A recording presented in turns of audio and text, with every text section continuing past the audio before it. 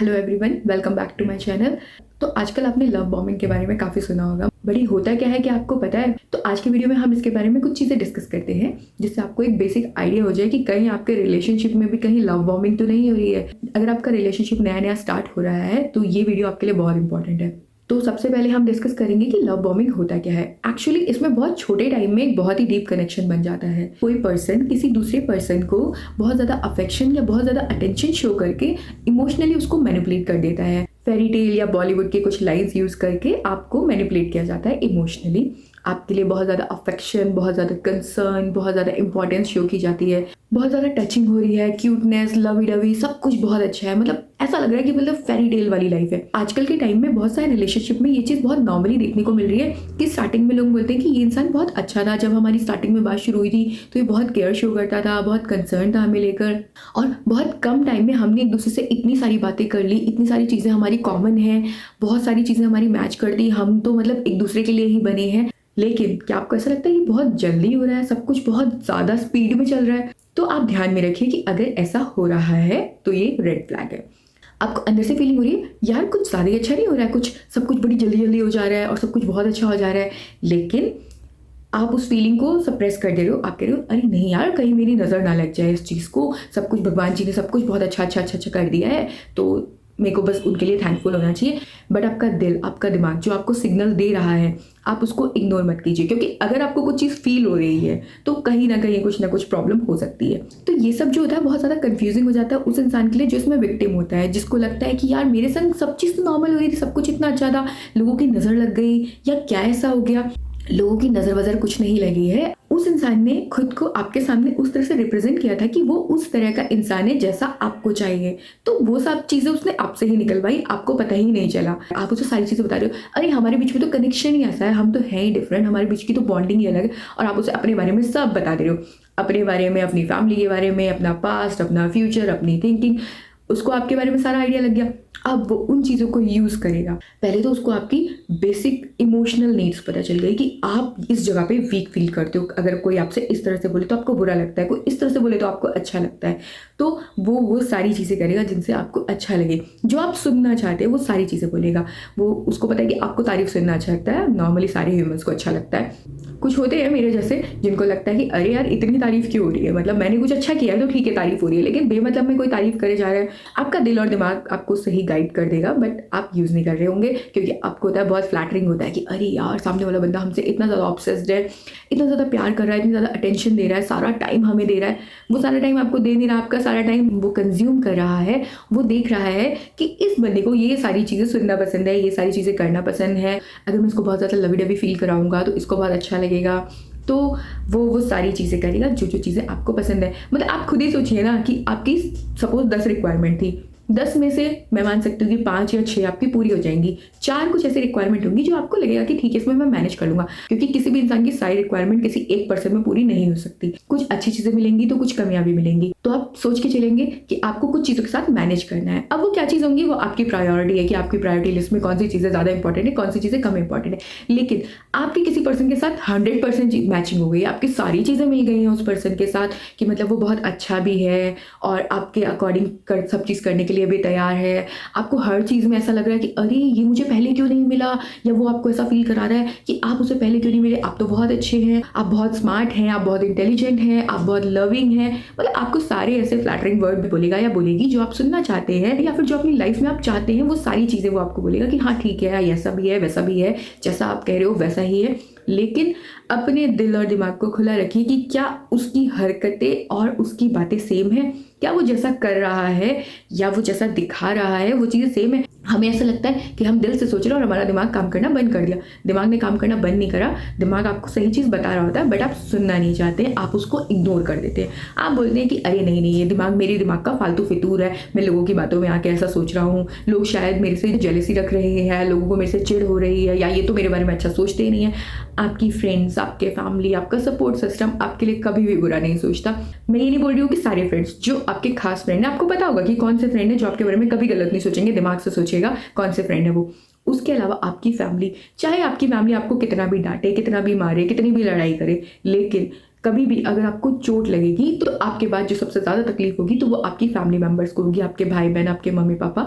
तो जो भी आपके क्लोज रिलेटिव हैं, क्लोज फैमिली मेम्बर्स हैं या फिर आपके क्लोज फ्रेंड हैं, वो आपके बारे में कभी भी मतलब ऐसा बुरा नहीं सोचेंगे। वो आपको डांटेंगे ज़रूर, समझाएंगे ज़रूर, बट सिर्फ इसलिए क्योंकि वो आपका अच्छा चाहते हैं या उन्हें ऐसा लग रहा होता है कि आपके लिए ये डिसीजन सही नहीं है। तो लव बॉम्बिंग में अभी हम देखेंगे कि विक्टिम को क्या क्या चीज़ें ध्यान में रखनी चाहिए, क्या क्या सिंबल्स हैं, क्या क्या रेड फ्लैग्स हैं जो उसको ध्यान में रखने चाहिए, जो बहुत नॉर्मल है, बहुत कैजुअली वो कर देता है और आपको पता भी नहीं चलता कि आप कब उसके इन्फ्लुएंस में आके मेंटली उस चीज़ में इतना ज़्यादा इन्वॉल्व हो गए हैं। और जो लव बॉम्बिंग है वो सिर्फ फर्स्ट फेज है, उसके बाद भी और फेजेस हैं। अगर आप इस फेज में नहीं उसे रोकेंगे तो आपको आगे बहुत ज़्यादा टॉर्चर सहना पड़ेगा और आपको मेंटली, फिजिकली, फाइनेंशियली और हो सकता है कई और तरीकों से बहुत ज़्यादा प्रॉब्लम हो। अगर आप इनिशियली ही इसको स्पॉट कर लेंगे तो आपको फ्यूचर में दिक्कत नहीं आएगी और आप बहुत सारे टॉर्चर, बहुत सारे ट्रॉमा से बच जाएंगे।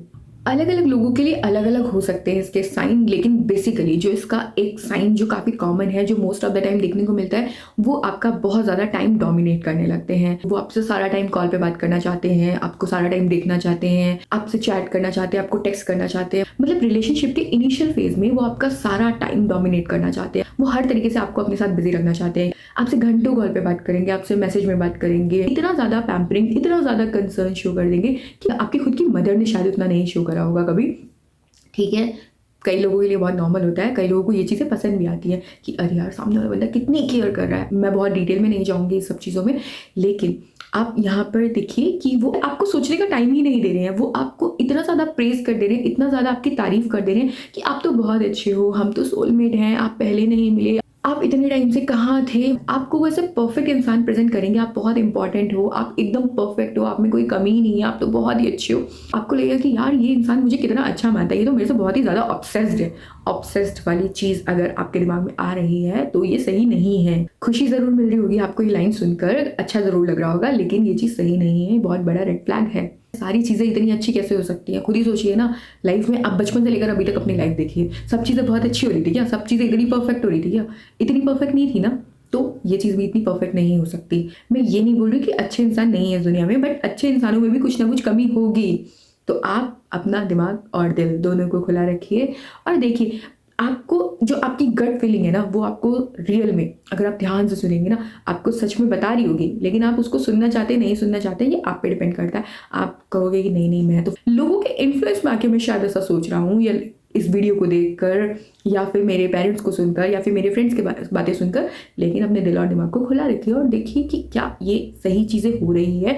इतना परफेक्ट कोई कैसे हो सकता है, या फिर आप किसी के लिए इतने परफेक्ट कैसे हो सकते हो? आप खुद को तो इतने परफेक्ट कभी लगे नहीं, सामने वाले इंसान को बड़े ही परफेक्ट लग रहे हो। आपको खुद पता है आप में क्या कमियां हैं, लेकिन सामने वाले इंसान को लग रहा है अरे ये तो बहुत ही परफेक्ट है।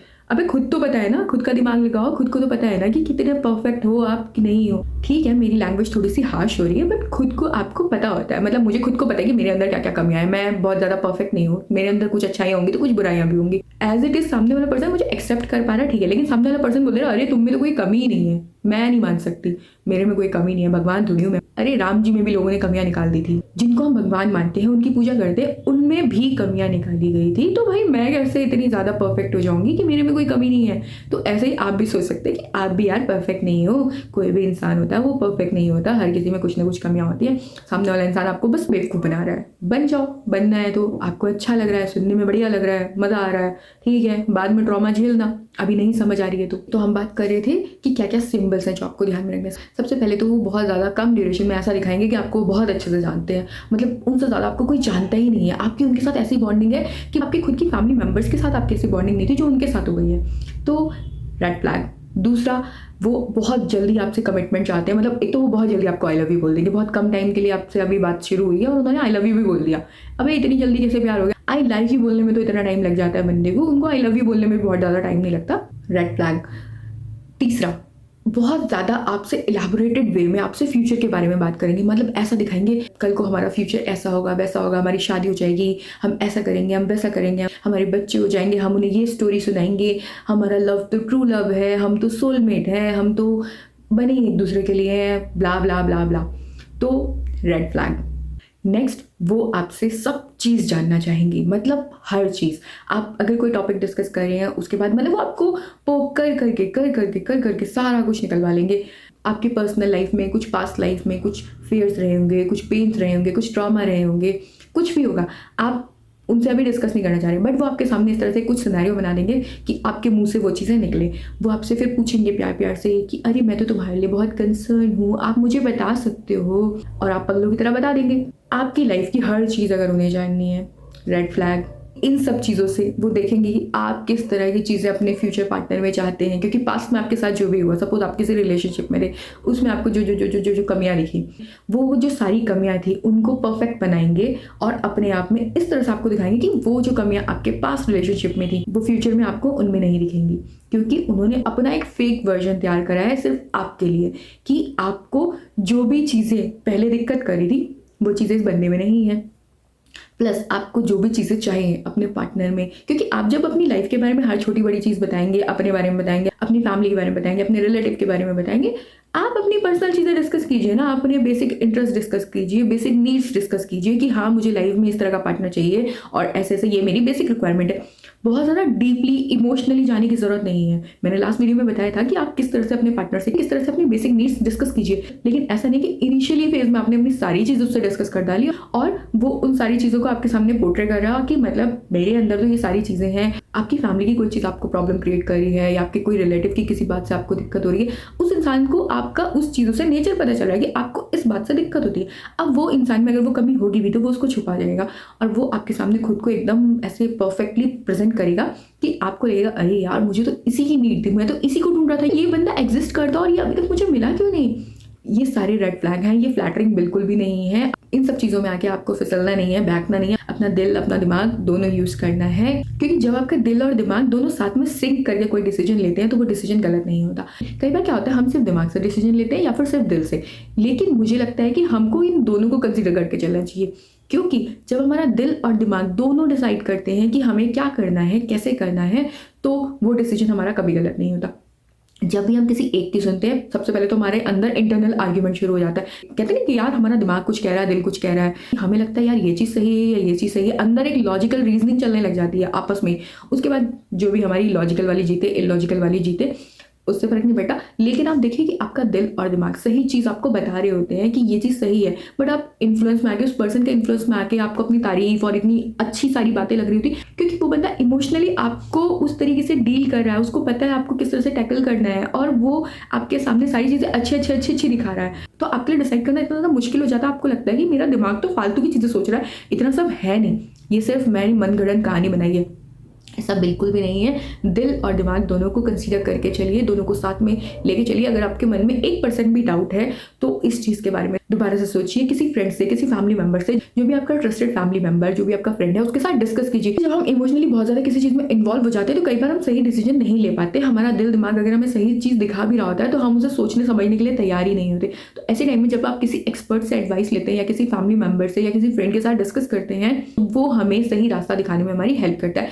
क्योंकि मुझे लगता है आपको पता आपको किसके साथ डिस्कस करना चाहिए और किसके साथ नहीं करना चाहिए। तो आप जिसके साथ भी डिस्कस करेंगे तो इसका मतलब आपके लिए वो ट्रस्टेबल पर्सन है और आपको पता है कि वो आपको गलत सलाह नहीं देगा, आपका अच्छा सोचता है। तो जब आप उस पर्सन के साथ डिसाइड करेंगे तो वो आपको सही डिसीजन लेने में, आपको सही चीज़ें देखने में हेल्प करेगा। क्योंकि कई बार आपकी आंखों के आगे पट्टी पड़ जाती है। बोलते हैं ना कि प्यार अंधा होता है, प्यार कुछ नहीं होता है, वो लव बॉम्बिंग होती है। आपको इमोशनली बंदे ने इस तरह से पैरालाइज कर दिया है, आपके ब्रेन से जो बॉन्डिंग हार्मोन्स निकल रहे हैं उनको उसने हाईजैक कर लिया और आप डिसाइड ही नहीं कर पा रहे हैं कि करना क्या है। तो ऐसे में जब आप किसी ऐसे पर्सन से डिस्कस करेंगे तो वो आपको हेल्प करेगा कि ठीक है ये चीज़ सही है, ये चीज़ अच्छी है इस पर्सन की, बट ये चीज़ मुझे समझ नहीं आ रही। तो आप उस चीज़ को दोबारा से सोच सकते हैं, उस पर्सन के बिहेवियर को देख सकते हैं। बहुत ज़्यादा आपको लग रहा है तो थोड़ा सा टाइम लीजिए, थोड़ा सा डिस्टेंस मेंटेन कीजिए। सारा टाइम कॉल पे बात करने की, सारा टाइम टेक्स्ट पे बात करने की जरूरत नहीं है। थोड़ा टाइम खुद को भी दीजिए, क्योंकि जब आप खुद को थोड़ा सा टाइम देंगे, सामने वाला पर्सन आपको इतना ज़्यादा ऑक्यूपाइड, इतना ज़्यादा बिजी रखेगा तो आप खुद सोच ही नहीं पाएंगे, कि सारा टाइम तो उसकी बातें आपके दिमाग में चलती रहेंगी, आपका खुद का दिमाग कब चलेगा। तो आप क्या करिए, थोड़ा सा टाइम लीजिए एक दूसरे के साथ, थोड़ा सा एक गैप, थोड़ा सा डिस्टेंस मेंटेन कीजिए कि ठीक है आपको खुद को सोचने के लिए भी टाइम चाहिए ना, कि सारी चीज़ें सही हो भी रही है या नहीं हो रही है। तो ऐसे में क्या होगा कि आप खुद से भी क्लैरिटी मिलेगी आपको कि क्या चीज़ें सही है, क्या चीज़ें गलत हैं, क्या चीज़ें जेन्युइन है, क्या चीज़ें फेक है। तो सबसे इम्पॉर्टेंट है कि थोड़ा सा ब्रेक लीजिए और थोड़ा सा डिस्टेंस मेंटेन कीजिए सोचने के लिए। सब कुछ बहुत जल्दी जल्दी अगर हो जाएगा, आपको पता भी नहीं चलेगा कि क्या चीज़ें सही थी, क्या चीज़ें गलत थी, और बाद में आपको रिग्रेट होगा। क्योंकि जो लव बॉम्बिंग है वो इस मेंटल ट्रॉमा की फर्स्ट स्टेज है, उसके बाद और भी स्टेजेस हैं जिसके बारे में हम अभी आगे डिस्कस करेंगे। तो लव बॉम्बिंग में क्या होता है कि सबसे पहले वो इस तरह से आपको बहुत ही ज़्यादा अफेक्शन, बहुत ही ज़्यादा अटेंशन देते हैं, बहुत ही ज़्यादा पैम्पर करते हैं, बहुत इंपॉर्टेंस देते हैं, और आपको ऐसा दिखाते हैं कि आप दुनिया के सबसे अच्छे इंसान हो, तो आपको बहुत अच्छा फील होता है और आप उनके झांसे में आ जाते हैं। उसके बाद सेकंड स्टेज में क्या होता है? सेकंड स्टेज में होता है डीवैल्यूइंग। वो आपकी डिसरिस्पेक्ट करना शुरू कर देते हैं। सपोज आपने अपनी फैमिली के बारे में कुछ उनसे शेयर करा, तो वो आपको इस तरह से दिखाएंगे कि मतलब तुम्हारी फैमिली तो ऐसे खराब है, तुम्हारी फैमिली तो वैसे खराब है, तुम्हारे फ्रेंड्स खराब है। उनका दूसरा स्टेप होता है आपको अपने सपोर्ट सिस्टम से दूर करना। आपको फ्रेंड्स, आपकी फैमिली, उनके अगेंस्ट वो बोलना शुरू कर देते हैं और आपको उनसे दूर करने की कोशिश करते हैं ताकि आप अपनी फैमिली और अपने फ्रेंड के साथ बहुत चीज़ें डिस्कस ना करें। सपोज आप उनसे कोई बात आपने उनको बोली या आपको उनकी कोई बात अच्छी नहीं लगी, आपने अपनी फैमिली में आके डिस्कस कर ली। नेक्स्ट टाइम आपकी बात हुई तो वो आपको, उनकी तो आदत है, वो आपसे सारा कुछ बुलवा लेंगे। उन्होंने आपसे पूछ लिया, आपने बता दिया, फिर क्या कहेंगे वो कि तुम्हें ऐसा नहीं करना चाहिए था, ये तो तुम्हारी गलती है, तुमने अपनी फैमिली में जाके ये चीज़ डिस्कस नहीं करनी चाहिए थी, या अपने फ्रेंड से जाकर ये चीज़ डिस्कस नहीं करनी चाहिए थी। अब क्या होगा? आप नेक्स्ट टाइम सोचोगे हाँ यार मेरे को तो डिस्कस नहीं करनी चाहिए थी ये चीज़। अब आप अपनी फ्रेंड और फैमिली से डिस्कस करना कम कर देंगे, धीरे धीरे उनसे डिस्कस करना बंद कर देंगे। कभी कभी वो इस तरह से भी पोर्ट्रे कर सकते हैं कि आपकी फैमिली या आपके फ्रेंड आपसे जेलेसी कर रहे हैं या वो आपके लिए अच्छा नहीं सोचते हैं, कुछ भी, मतलब उनकी डिफरेंट डिफरेंट टैक्टिक हो सकती है आपको आपके सपोर्ट सिस्टम से दूर करने की। इसके बाद उन्होंने आपको डीवैल्यू करना शुरू कर देना। आपने जो इनिशियली अपने बारे में सब चीज़ें बताई थी, उसमें आपके कुछ ट्रॉमा थे, कुछ फियर थे, कुछ आपका पास्ट रहा होगा, तो कुछ भी उसमें प्रॉब्लम जो भी रही होंगी जिनसे आपको दिक्कत हुई होगी, तो उन्होंने क्या करना है, उन्होंने उन चीज़ों को यूज़ करना है क्योंकि उन्होंने अपने दिमाग में आपका एक परफेक्ट वर्जन बनाया है जिसमें ये कोई भी कमी नहीं है। अब वो आपको पनिश करेंगे कि आप ऐसे नहीं हैं, क्यों नहीं है, आपको ऐसा होना चाहिए, आपको वैसा होना चाहिए, आपको ये चीज़ करनी चाहिए, आपको वो चीज़ करनी चाहिए। तो अब वो आपको अपने अकॉर्डिंग परफेक्टली एज्यूम कर चुके हैं कि आपका जो परफेक्ट वर्जन है वो ये है, जिसमें ये कोई भी फेयर नहीं है, कोई भी ट्रॉमा नहीं है, कोई पेन नहीं है। अब वो आपको इस चीज़ के लिए परेशान करेंगे और आपको उसकी वजह से नीचा दिखाएंगे और आपको बोलेंगे कि ये चीज़ें आप में नहीं है। आपको काफ़ी बार हर्ट होगा और आपको लगेगा कि यार एकदम से क्या हो गया, और आपको कभी कभी हो सकता है आपको खुद से भी फील हो कि यार मैं इतना बेकार हूँ क्या, मेरे से गलती हो गई, सामने वाला बंदा तो मेरे को इतना प्यार करता है, मेरे लिए इतना टाइम दे रहा है, मेरे लिए इतनी चीज़ें कर रहा है। मतलब वो इस तरह से दिखाएंगे कि वो आपके लिए बहुत कुछ कर रहे हैं और आप उनके लिए कुछ नहीं कर रहे हैं। तो आपको लगेगा कि यार ये तो मेरे लिए इतना कुछ कर रहा है। आप वो चीज़ भूल जाएंगे कि मेरे अंदर तो इतनी सारी अच्छाइयाँ थी, थोड़े टाइम पहले तो इन्हें मैं दुनिया का सबसे परफेक्ट इंसान लग रहा था या लग रही थी। अब क्या हो गया? आपके दिमाग में वो चीज़ अभी नहीं आएगी। अभी क्या होगा? अभी आप गिल्ट ट्रिप पे चले जाएंगे। आपको लगेगा कि यार मैं तो इसके लिए कुछ कर ही नहीं पा रहा हूँ, ये तो इंसान मेरे लिए इतना कुछ कर रहा है या कर रही है और मैं इसके लिए कुछ कर ही नहीं रहा हूँ। मैं तो अपनी फैमिली में स्टैंड नहीं ले पा रहा अगले बंदे के लिए, या अपने फ्रेंड्स के सामने, या अपने ऑफिस में, या कहीं पे भी अंदर ही अंदर एक गिल्ट ट्रिप पे चले जाएंगे और आपको लगेगा कि मतलब मैं तो कुछ करता ही नहीं हूँ या करती ही नहीं हूँ। स्टार्टिंग में तो वो आपकी तारीफ कर करके आपको यहाँ पहुँचा देंगे। उसके बाद जैसे ही आप यहाँ पहुँच जाएंगे ना, उनकी तारीफें सुन के आप एकदम यहाँ पहुँच गए, उसके बाद वो धड़ाम से आपको यहाँ से गिराएंगे। बहुत ही पेनफुल फॉल होगा आपके लिए वो। आप अंदर से मतलब समझ ही नहीं पाएंगे कि हो क्या रहा है। गिल्ट ट्रिप पे अलग चले जाएंगे।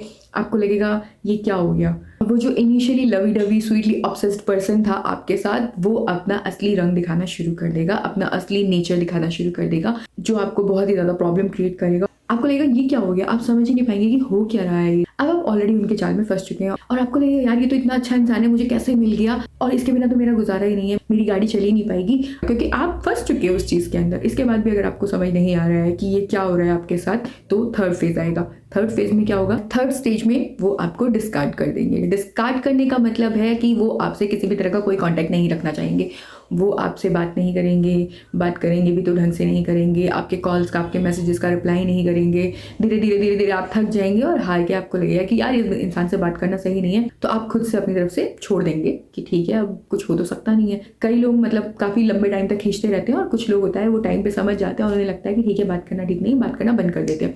तो ये हो गई थर्ड स्टेज। लेकिन अभी यहाँ पर स्टोरी खत्म नहीं हुई है, अभी आगे स्टोरी बाकी है। उसके बाद क्या होगा कि वो आपसे जब बात उन्होंने करना बंद कर दी है, वो अपने नेक्स्ट टारगेट पे चलेगा और किसी और के साथ सेम सिनेरियो उनका चल रहा होगा। अब क्या हुआ? आपके साथ उन्होंने बात करनी बंद कर दी, आपको डिस्कार्ड कर दिया। आप भी थोड़ा टाइम लगे रहेंगे उनके पीछे, उनसे बात करने की कोशिश करेंगे। उसके बाद आप भी हार मान जाएंगे और आप सोचेंगे चलो कुछ हो नहीं सकता। उसके बाद आप दुखी रहेंगे थोड़ा टाइम आपको मूव ऑन करने में लगेगा। धीरे धीरे टाइम के साथ चीज़ें नॉर्मल हो जाएंगी। मैं ये नहीं बोलूँगी कि पूरी तरह ठीक हो जाएंगी, बट हाँ चीज़ें आपके कंट्रोल में आ जाएंगी। आपको लगेगा चल ठीक है अब थोड़ा सा लाइफ ठीक हो गई है। अब क्या होगा, फोर्थ स्टेज आएगी। फोर्थ स्टेज में क्या होगा, वो फिर से वापस आएंगे। जब आप अपने आप को अच्छी तरह से संभाल लेंगे, बड़ी मुश्किल से आपने खुद को संभाला है, उसके बाद वो फिर से वापस आ जाएंगे। हाँ, स्टोरी अभी यहाँ खत्म नहीं हुई है, अभी वो फिर से वापस आ जाएंगे। और इस बार जब वो वापस आएंगे, सबसे पहले तो कोई एक्नॉलेजमेंट नहीं होगा कि लास्ट में क्या हुआ था, पास्ट में ये हुआ था वो हुआ था, किसी चीज़ को वो एक्नॉलेज नहीं करेंगे। उनके अकॉर्डिंग कुछ हुआ ही नहीं था, वो नॉर्मल बिहेव करेंगे। या फिर हो सकता है वो बहुत इनसिंसियर अपॉलॉजी के साथ वापस आ जाए, मतलब वो फील नहीं कर पा रहे हैं ऐसा कि कुछ हुआ था, कोई दिक्कत थी। वो नॉर्मल बिहेव करेंगे, वैसा ही बिहेव करेंगे जैसा उन्होंने फेज फर्स्ट में लव बॉम्बिंग के टाइम किया था, बहुत केयरिंग, पॉसेसिव, तुम्हारे बिना मैं जी नहीं सकता या जी नहीं सकती। ये फिर से फर्स्ट स्टेज होगा। अब अगर आप यहाँ पर भी नहीं समझेंगे तो फिर से वो साइकिल फिर से शुरू हो जाएगा और फिर वो साइकिल एज इट इज चलता रहेगा। फिर से वो आपको यूज़ करेंगे, वो सिर्फ देखने आए हैं कि क्या वो आपकी लाइफ में फिर से घुस सकते हैं कि नहीं घुस सकते हैं, कोई जगह बची है कि नहीं बची है। बची होगी तो वो फिर से घुस जाएंगे और आपको फिर से परेशान करेंगे। क्यों? क्योंकि उनको एक सेटिस्फेक्शन फील होता है, उनको होता है कि यार मैं इस बंदे को कभी भी जब चाहे अपनी उंगलियों पे नचा सकता हूँ, इसको जैसा मैं चाहूँ वैसा फील करा सकता हूँ या करा सकती हूँ, और वो आपकी लाइफ को पूरी तरह से मतलब कंट्रोल कर सकते हैं। तो इससे क्या होता है, उनका सेटिस्फाइड फील होता है, उनको ऐसे पावरफुल फील होता है, किसी इंसान की लाइफ मेरे कंट्रोल में, या फिर कोई इंसान मेरे लिए इतना पागल है कि इससे मैं जब चाहे जो चाहे करा सकता हूँ। अब आपको क्या करना है, आपको ये चीज़ सबसे पहले याद रखनी है कि दुनिया में ऐसे भी लोग हैं जो आपके फेस पे साफ झूठ बोल देंगे। उसके अलावा इंटेंशनली कई लोग आपके इमोशंस को ट्रिगर कर सकते हैं, वो जानबूझ के कर रहे हैं। ऐसा नहीं है कि वो अननोइंगली कर रहे हैं या फिर वो आपसे प्यार करते हैं इसलिए कर रहे हैं, वो जानबूझकर आपके इमोशनल पॉइंट्स को ट्रिगर कर रहे हैं ताकि वो आपको कंट्रोल कर सके, आपको मैनिपुलेट कर सके। एक बार भी परेशान कर सकते हैं और बार बार भी परेशान करने आ सकते हैं। तो आपको अलर्ट रहना है, ऐसे लोगों से बचकर रहना है, क्योंकि उनको क्या होता है, उनको इन चीज़ों से खुशी मिलती है, उनके लिए कन्वीनियंट है। अपनी लाइफ में उनके कुछ चल नहीं रहा, कुछ एंटरटेनमेंट चल नहीं रहा, तो तुम्हारी लाइफ में आके उन्होंने मजे के लिए सब कर दिया, अपना एंटरटेनमेंट हो गया। उसके बाद जब उनका मन भर गया वो चले गए। वो आपके बारे में नहीं सोचते हैं, उनको कुछ फर्क नहीं पड़ता कि आपको कितनी दिक्कत हो रही है उस चीज़ से, वो सिर्फ अपने बारे में सोचेंगे। उनको खुद को इंपॉर्टेंट दिखाना अच्छा लगता है और उनको पावरफुल फील करना अच्छा लगता है। उन्हें लगता है मेरी इस बंदे पे पूरी कमांड है, मेरा कंट्रोल है और मैं इसे जब चाहे कठपुतली की तरह जैसे मर्जी नचा सकता हूँ। इन सब चीज़ों के लिए अपने दिमाग को खुला रखिए, अपने आप को इतने सारे ट्रॉमा में डालने की जरूरत नहीं है। अपने फैमिली, अपने फ्रेंड से डिस्कस कीजिए, अपने सपोर्ट सिस्टम को अपने से दूर मत कीजिए। चाहे सामने वाला इंसान कितना ही अच्छा क्यों ना हो, आप अपने सपोर्ट सिस्टम से दूर मत होइए। आपका फैमिली, आपके फ्रेंड्स, अगर कोई भी इनसे आपको दूर करने की कोशिश कर रहा है नोइंगली अननोइंगली, तो वो इंसान आपके लिए सही नहीं है। अब आपके दिमाग में आ रहा होगा कि यार हम लोग इस तरह की चीज़ों में फंस कैसे जाते हैं, हमें तो सब कुछ पता है। क्यों फंस जाते हैं? क्योंकि जो हम सीख रहे हैं, जो हम देख रहे हैं वही गलत है। क्या चीज़ सीख रहे हैं? जो हम फेरी टेल सुनते हैं या फिर हम जो रोमांटिक मूवी देखते हैं, जो बॉलीवुड में, हॉलीवुड में जो भी हम मूवीज़ देखते हैं, उन सब में इसी तरह से लव बॉम्बिंग ही दिखाई जाती है। बहुत शॉर्ट ड्यूरेशन में बहुत कुछ हो जाता है। क्यों? क्योंकि 3 घंटे की मूवी है, उसमें उन्होंने सारा कुछ करना है। तो लव बॉम्बिंग में जो टैक्टिक्स यूज होती हैं वो सारी चीज़ें हमारी मूवीज में यूज होती हैं, वो हमारी फेरी टेल में यूज होती है। क्यों? क्योंकि स्टोरी टेलिंग की जो प्रोसेस है उसको फास्ट करने के लिए ये चीज़ें यूज होती हैं। लव बॉम्बिंग में भी क्या होता है, चीज़ें बहुत ज़्यादा फास्ट हो रही है, मतलब आपको लगेगा कि अभी तो सारी चीज़ें शुरू हुई थी, हमारी अंडरस्टैंडिंग इतनी अच्छी है कि हम बहुत जल्दी यहाँ पहुँच गए। क्यों? क्योंकि मूवीज में भी सेम चीज़ हो रही है, हम उसी चीज़ को फॉलो कर रहे हैं, हमें लग रहा है यही चीज़ रियल है। अब मूवी में यार हीरो है, विलन है, आपकी लाइफ में किधर है विलन? मार कुटाई हो रही है, कुछ गाने बीच में बज रहे हैं, कुछ नाच रहे हैं, कोई लोग नहीं नाच रहे ना। आप अपनी लाइफ को किसी मूवी से या फेरी टेल से रिलेट करने लग जाते हैं और आपको लगता है हाँ यार सब कुछ अच्छा अच्छा हो रहा है, बिल्कुल मूवी में भी वैसा हुआ था। हमारी जो जोड़ी है वो तो बिल्कुल पिक्चर परफेक्ट है। मूवी में ये सारी चीज़ें रियल नहीं होती। अब मूवी में क्या है यार, उन्होंने आधी चीज़ें दिखाई, आधी चीज़ें दिखाई नहीं। सपोज हीरो हीरोइन एंड में मिल गए, उनकी शादी हो गई, उसके बाद तो मूवी खत्म हो गई। उसके बाद का कौन दिखाएगा? उसके बाद क्या हुआ? उसके बाद लड़की ने लड़के पे केस कर दिया या लड़के ने लड़की को पीटना स्टार्ट कर दिया, वो चीज़ कौन दिखा रहा है? नहीं दिखा रहे ना, मूवी तो खत्म हो गई उधर। वो एक स्टोरी है, उससे अपनी पर्सनल लाइफ को रिलेट मत कीजिए। क्यों? क्योंकि जो मूवी में हो रहा है वो रियल में नहीं होता है। कुछ चीज़ें वो लोग उठा लेते हैं पर्सनल लाइफ से, सारी चीज़ें सेम नहीं होती। आप मार्केट में गए हैं, वहाँ आके गुंडे आपकी बीवी को उठा के ले गए हैं क्या? या फिर वहाँ जाके आप किसी से मार कुटाई कर रहे हैं क्या? चाकू ऐसे ऐसे घुमा घुमा के किसी को मार रहे हैं क्या? चश्मा ऐसे घुमा घुमा के रजनीकांत की तरह उड़ा उड़ा के पहन रहे हैं? नहीं पहन पा रहे हैं ना। ठीक है, मतलब मूवी देखने के लिए अच्छी है, वो एक एंटरटेनमेंट पर्पज से बनाई गई है। या फिर जो फेरी टेल है वो हमको ऐसे अच्छी अच्छी कहानियां सुनाने के लिए। रियल लाइफ में आपको भी पता है कि सारा कुछ बहुत अच्छा नहीं होता है। रियल लाइफ में बहुत सारे प्रॉब्लम्स है, बहुत सारी अलग ही दुनिया है। डेली लाइफ क्या है, सब्जी लेने जा रहा है इंसान, घर में लाके सब्जी बना रहा है, किसी को ये सब्जी नहीं खानी, किसी को वो सब्जी नहीं खानी। मूवी में दिखाता है वो, ऐसा कोई नहीं दिखाता। मूवी में जाते हैं मस्त अपना रेस्टोरेंट में गए, खाना वाना खा के आ गए। रियल लाइफ में आप बाहर से खा भी सकते हैं, आपको खाना बनाना भी पड़ता है और कई बार खाना जल भी जाता है, कई बार बाहर का खाना भी खराब आ जाता है। मूवी में ऐसा कुछ नहीं था। मूवी में होता है शैम्पेन खोली, ये करा वो करा, सब कुछ लवी डवी है। आजकल बहुत लोग शादियां भी इस तरीके से कर रहे हैं, बहुत ज़्यादा मूवी स्टाइल में दिखा रहे हैं। ठीक है, वो चीज़ अच्छी है, उसमें कोई ऐसी दिक्कत नहीं है। जिस अपनी अपनी पर्सनल चॉइस है, जिसका मन कर रहा है वो जैसा मर्जी करे, लेकिन सारी चीज़ें मूवी के अकॉर्डिंग ही हो वैसा सही नहीं है। आप अपनी लाइफ को मूवी से रिलेट मत कीजिए, इन सब चीज़ों में मत पड़िए, इन सब चीज़ों के लिए अपनी दिमाग और दिल को खुला रखिए। ये मत सोचिए कि फेरी टेल है या मूवी की स्टोरी है, हम अपने बच्चों को कल को ऐसे स्टोरी सुनाएंगे कि हमारी तो मूवी जैसी स्टोरी थी, ऐसा हुआ था, वैसा हुआ था, वैसा हुआ था, हम तो सोलमेट है। होंगे सोलमेट, लेकिन आपको थोड़ा टाइम स्पेंड करोगे तब पता चलेगा, लाइफ आगे बढ़ेगी तब पता चलेगा कितना सोलमेट हो, कितना सोलमेट नहीं हो। स्टार्टिंग में ही आपको मतलब 2 महीने में पता चल गया कि आप सोलमेट हो, आपका जन्म जन्मांतर का रिश्ता है। अबे यार, इस जन्म की तो आजकल कोई गारंटी नहीं ले रहा और आप जन्म जन्मांतर के रिश्ते बनाने में लगे पड़े हो। बना लेना रिश्ता, थोड़ा टाइम तो दो, इतनी जल्दबाजी मत मचाओ। अपने आप को मेंटल ट्रॉमा से बचाना है और इन सब चीज़ों से बचना है तो अपने दिल और दिमाग को खुला रखो और फिर डिसाइड करो कि आपने क्या करना है। अपने फैमिली, अपने फ्रेंड और नहीं है तो किसी एक्सपर्ट से एडवाइस लो कि क्या आपको जो चीज़ें लग रही हैं वो सही हैं या फिर जो आपका दिल कह रहा है या जो आपका दिमाग कह रहा है वो चीज़ें सही हैं। सामने वाले पर्सन के सिर्फ बातों पे मत जाओ, उसके एक्शन भी देखो, उसकी बातें कुछ और तो नहीं बोल रही, उसके एक्शन कुछ और तो नहीं दिखा रहे, सारी चीज़ें सिंक में है भी या नहीं है। और याद रखो, आप परफेक्ट नहीं हो, ये चीज़ आपको पता है। आप कितने भी अच्छे हो, आप में कुछ ना कुछ कमियां होंगी, उन चीज़ों को ध्यान में रखो। सामने वाला पर्सन उस कमियों को गिना रहा है, नहीं गिना रहा है, नहीं गिना रहा है, रेड फ्लैग है, ध्यान रखो। हो सकता है उसे नहीं दिखी हो, थोड़ा टाइम स्पेंड करो, जल्दबाजी मत मचाओ, जल्दी किसी भी कमिटमेंट को देने के लिए बहुत ज़्यादा जल्दी मत करो। शादी करना, रिलेशनशिप में आना, गर्लफ्रेंड बॉयफ्रेंड बनाना बहुत आसान है, लेकिन उस रिलेशनशिप को कंटिन्यू रखना, उस इंसान के साथ पूरी ज़िंदगी बिताना बहुत मुश्किल है। सोच समझ के डिसाइड करो, क्योंकि आजकल बहुत सारे केसेस ऐसे आ रहे हैं, लड़के लड़कियां दोनों परेशान हैं। जब से अभी वो रिसेंट केस आया तो बहुत सारे लड़के भी डाल रहे हैं कि हमारी बीवी ने ऐसा कर दिया, हमारी गर्लफ्रेंड ने ऐसा कर दिया, या शादी के बाद ऐसा हो गया, रोका के बाद ऐसा हो गया। दिमाग लगाओ पहले। उसके अलावा एक चीज़ मैं और बोलना चाहूँगी पेरेंट्स के लिए। पेरेंट्स क्या करते हैं, शादी के बाद लड़का या लड़की घर आ जाते हैं जब, उसके बाद उसके सामने बातें नहीं करते हैं शेयर। क्यों? क्योंकि बोलते हैं अरे ये तो बाहर का है, अभी इसके सामने शेयर नहीं करना। भाई ये चीज़ शादी के पहले करो ना। बंदे को तो तुमने फंसा दिया, उस बंदे को फंसाने के बाद आप उसकी बीवी के सामने या उसके पति के सामने चीज़ें शेयर नहीं कर रहे हो। क्यों? क्योंकि आपको ट्रस्ट नहीं है। अगर ट्रस्ट नहीं था तो आपने अपने बच्चे की शादी कैसे कर दी उससे? जब आप उसके सामने एक बात नहीं कर पा रहे हो, घर की चीज़ें शेयर नहीं कर पा रहे हो, शादी क्यों करी? शादी नहीं करनी चाहिए थी। शादी के पहले ये चीज़ें डिसाइड करें माँ बाप कि वो कल को इस पर्सन के सामने अपने घर की बातें कर पाएंगे, नहीं कर पाएंगे। अगर वो ये चीज़ डिसाइड कर लेंगे ना पेरेंट्स, तो बच्चे के लिए भी डिसीजन बहुत आसान हो जाएगा कि अगर ये मेरे बीवी या मेरे पति के सामने ये बातें डिस्कस कर सकते हैं, अपनी चीज़ें शेयर कर सकते हैं, तो ये ट्रस्टेबल है। क्योंकि पेरेंट्स अपनी बातें अगर किसी के सामने शेयर कर रहे हैं तो वो ट्रस्ट अगर उन्हें आएगा तभी कर पाएंगे। तो ये चीज़ शादी के बाद ना करके शादी से पहले करो। तो आज का वीडियो काफ़ी लेंदी हो गया है, तो आज के वीडियो में सिर्फ इतना ही। बाकी हम मिलते हैं अपने नेक्स्ट वीडियो में। Bye bye.